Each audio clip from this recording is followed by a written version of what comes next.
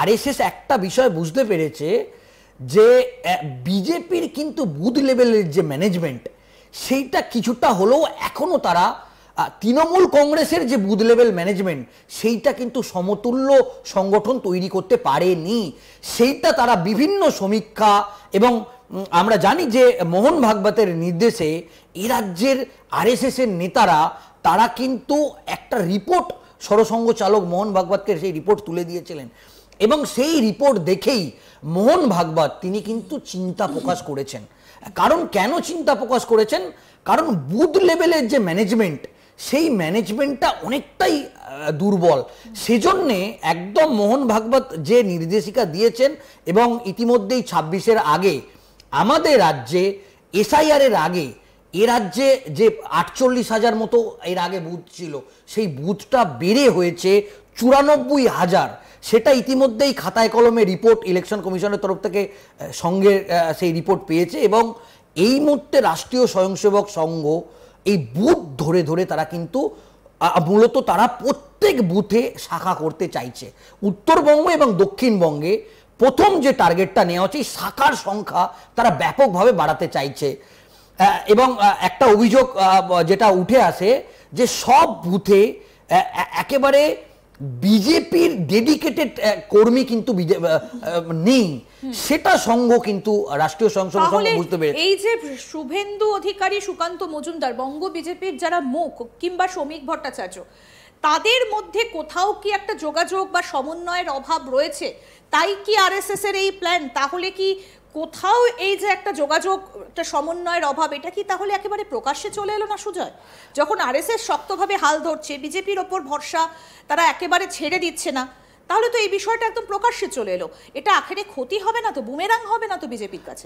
দেখো, ইতিমধ্যেই আমরা দেখেছি যে শ্রমিক ভট্টাচার্যকে রাজ্য সভাপতি হিসেবে বিবেচিত, মানে নবনির্বাচিত রাজ্য সভাপতি করা হয়েছে, সেটা সংঘই শ্রমিক ভট্টাচার্যকে বেছে নিয়েছে।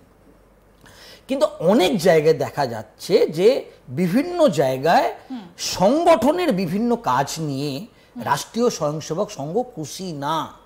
এবং দেখো, এটা 2021-এর যে বিধানসভা নির্বাচন হয়েছিল সেখানে যে অন্যান্য দল থেকে বিজেপিতে প্রচুর পরিমাণে দল বদলু নেতারা এসেছিল, বিশেষ করে তৃণমূল কংগ্রেস থেকে বেশি এসেছিল, কিন্তু সেটা বুমেরাং হয়েছিল। সেটা রাষ্ট্রীয় স্বয়ংসেবক সংঘ বুঝতে পেরেছে এবং বিজেপির কেন্দ্রীয় পর্যবেক্ষক তাদেরকে একেবারে স্পষ্ট বার্তা রাষ্ট্রীয় স্বয়ংসেবক সংঘের থেকে দেওয়া হয়েছে, অবশ্যই বিজেপিকে বাড়াতে গেলে, কারণ বুথ স্তরে তো বিজেপি সেই লেভেলের লোক নেই, সেক্ষেত্রে অবশ্যই তৃণমূল কংগ্রেস থেকে লোক নিতে হবে, বিজেপি সিপিএম থেকে নিতে হবে, কংগ্রেস থেকে নিতে হবে, কিন্তু তাদেরকে টিকিট দেয়া বা তাদেরকে একটা ব্যাপক গুরুত্ব দেয়া সেটা কিন্তু রাষ্ট্রীয় স্বয়ংসেবক সংঘ একেবারে স্পষ্ট নির্দেশিকা দিল যে 26-এর নির্বাচনের বিজেপিকে বাড়াতে গেলে অবশ্যই অন্যান্য দল থেকে লোক নিতে হবে, কিন্তু তাদেরকে প্রার্থী করে দেয়া বা তাদেরকে বড় দায়িত্ব দেওয়া যায় সেটা কিন্তু আর রাষ্ট্রীয় স্বয়ংসেবক সংঘ পুরো বিধিনিষেধ আরোপ করে দিল এবং কেন্দ্রীয় পর্যবেক্ষকদের একদম আরএসএস এর নাগপুর থেকে বার্তা দিয়ে দেওয়া হলো যে অবশ্যই, এবং যেটা শ্রমিক ভট্টাচার্য বলেছেন যে দল বাড়াতে গেলে পুরনো বিজেপির যারা কর্মীরা আছে তাদের যেরকম বিজেপির কাছে একটা সম্পদ, ঠিক অন্যান্য বিজেপিকে বাড়াতে গেলে অন্যান্য রাজনৈতিক দল থেকে অবশ্যই কর্মী বা নেতাদের নিতে হবে। তো সেক্ষেত্রে রাষ্ট্রীয় স্বয়ংসেবক সংঘ একেবারে স্পষ্ট নির্দেশিকা দিয়ে দিয়েছে এবং আমরা যেটা জানতে পারছি যে 26-এর নির্বাচনের আগে একেবারে লাগাতার কর্মসূচি কিন্তু রাষ্ট্রীয় স্বয়ংসেবক সংঘ থেকে নেওয়া হচ্ছে। এ রাজ্যে 7ই ডিসেম্বর তারা 5 লক্ষ কণ্ঠে গীতা পাঠের কর্মসূচি নিচ্ছে, খুব বড় কর্মসূচি। হিন্দুত্ববাদী সংগঠন তো আমরা আগেও দেখেছি কলকাতায়, অবশ্যই সেটা লক্ষ কণ্ঠে গীতা পাঠ ছিল। মূলত তারা হিন্দুদেরই মূলত টার্গেট করছে এবং সেটা এই যে তার কর্মসূচি দেখে বোঝা যাচ্ছে।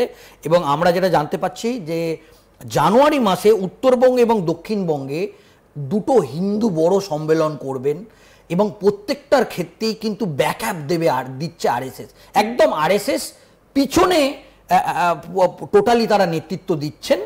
এবং আমরা যেটা জানতে পারছি যে এই যে নতুন রাজ্য কমিটি হবে সেখানেও রাষ্ট্রীয় স্বয়ংসেবক সংঘ তাদের ব্যাকগ্রাউন্ডে থাকা বা তাদের আরএসএস করা ব্যক্তিদের তাদের প্রাধান্য দেওয়ার কথা বলছে, সেটা রাজ্য কমিটি তৈরির ক্ষেত্রে যে 5 জন সাধারণ সম্পাদক হবে, রাষ্ট্রীয় স্বয়ংসেবক চাইছে যে তাদের আরএসএসের ব্যাকগ্রাউন্ডে থাকা ব্যক্তিরা বা যে বিভিন্ন সেল, যুব মোর্চা, মহিলা মোর্চা, সংখ্যালঘু মোর্চা, ওবিসি মোর্চা, যে সেল সংগঠন, যে শাখা সংগঠনগুলো আছে বিজেপির, সেখানে আরএসএসের ব্যক্তিদের কিন্তু নতুন করে জায়গা দেওয়ার জন্য ইতিমধ্যেই আরএসএসের তরফ থেকে বিজেপির কেন্দ্রীয় নেতৃত্বকে একটা নির্দেশিকা পাঠানো হয়েছে। রাজ্যের বঙ্গ বিজেপির নেতাদের ওপর কেন তাহলে সম্পূর্ণ পুরোপুরি ভরসা ছাড়তে পারছে না আরএসএস? সেইখানে দাঁড়িয়ে কোনো বিশেষ মুখের ওপর কি এবার প্রাধান্য দেবে আরএসএস? আমরা এই বিষয়টা নিয়ে কথা বলবো সুজয়ের সঙ্গে। আমার কলিগ সুজয় ঘোষ রয়েছে আমার সঙ্গে।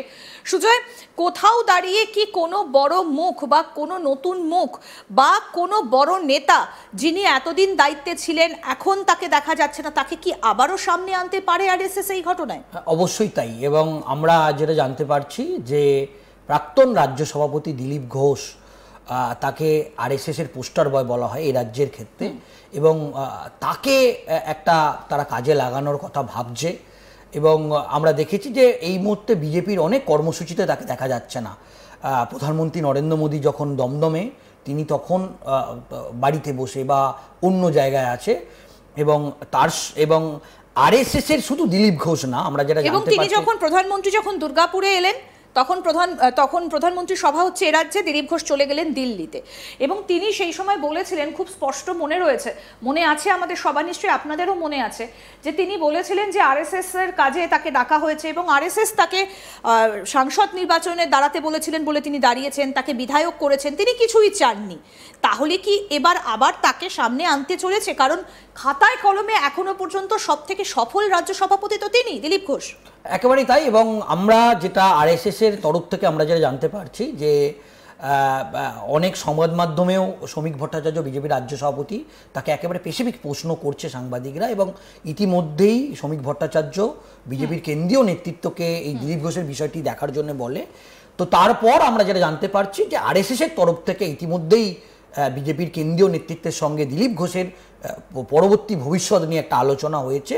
সেখানে একটা বিষয় স্পষ্ট করা হয়েছে যে কেবল দিলীপ ঘোষ নয়, সঙ্গের যে সমস্ত পুরনো নেতা যারা বিজেপিতে ছিলেন তাদেরকে এবার কিন্তু রাষ্ট্রীয় স্বয়ংসেবক সংঘ 2026-এর বিধানসভা নির্বাচনের আগে বিভিন্ন সংগঠনের কাজে, মানে আরএসএসের বিভিন্ন সংগঠনের কাজে তাদেরকে কাজে লাগাবে বলে জানা যাচ্ছে। এবং অত্যন্ত গুরুত্বপূর্ণ বিষয়। এবং সুব্রত চট্টোপাধ্যায়, তিনিও একজন আরএসএসের নেতা ছিলেন। দিলীপ ঘোষ যখন রাজ্য সভাপতি ছিলেন তিনি এ রাজ্যের সাধারণ সম্পাদক সংগঠনের দায়িত্বে নিয়েছিলেন। শুধু সুব্রত চট্টোপাধ্যায় নয়, এরকম অনেক আরএসএসের নেতা যাদের সঙ্গে এই মুহূর্তে একটা দলের দূরত্ব তৈরি হয়েছে, রাজু বন্দ্যোপাধ্যায়, সায়ন্তন বসু থেকে শুরু করে অনেক নেতা, পুরনো নেতা, আদি বিজেপি নেতা,